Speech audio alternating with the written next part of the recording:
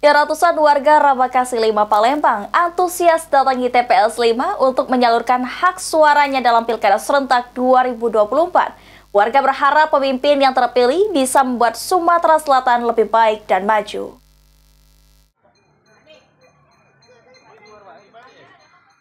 Seluruh warga Sumatera Selatan melakukan pencoblosan pada Pilkada Serentak 27 November.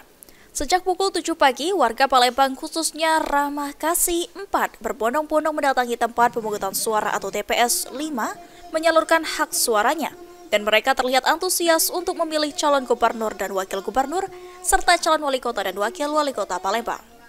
Ketua KPPS TPS 5 Yura Hadi mengatakan, ada 579 daftar pemilih tetap menyalurkan hak suara jadi TPS 5. Dari total DPT sebanyak 579 orang tersebut terdiri dari 5 RT yang melakukan pencoblosan. Total DPT di sini di TPS ini berapa, Pak? 579. Di TPS berapa ini, Pak? TPS 5. TPS 5 kelurahan? Kelurahan Duku, Kecamatan Ititigo gitu. Kelurahan 3 ya. Jadi akan dijadwalkan sampai jam pencoblosannya, Pak? Jam 1. Jam 1. Di TPS ini berapa RT, Pak? 4 RT. 4 RT yang RT macam 8, RT 37, RT 33 sama RT 7. Sementara itu, General Manager PAL TV, Sri Febrianti didampingi sang istri juga menyalurkan hak suaranya pada Pesta Demokrasi Pemilihan Kepala Daerah tahun 2024 ini.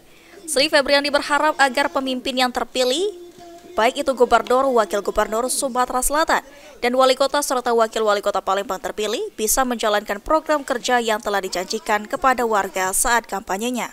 Ya, alhamdulillah ini di TPS 5 di Ramakasih, yang mana di TPS ini saya sendiri hadir di sini untuk lakukan hak pilih, tidak golput, milih gubernur dan wali kota. Untuk harapannya, Pak, ke depan kepada pemimpin yang terpilih?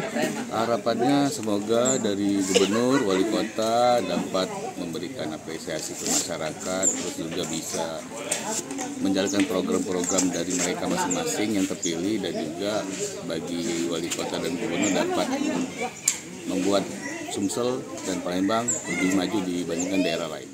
Usai seluruh warga Ramakasih 5 menyalurkan hak suaranya di TPS 5, panitia KPPS akan melakukan perhitungan suara dimulai dari pukul 2 siang. Mulyadi, PAL TV.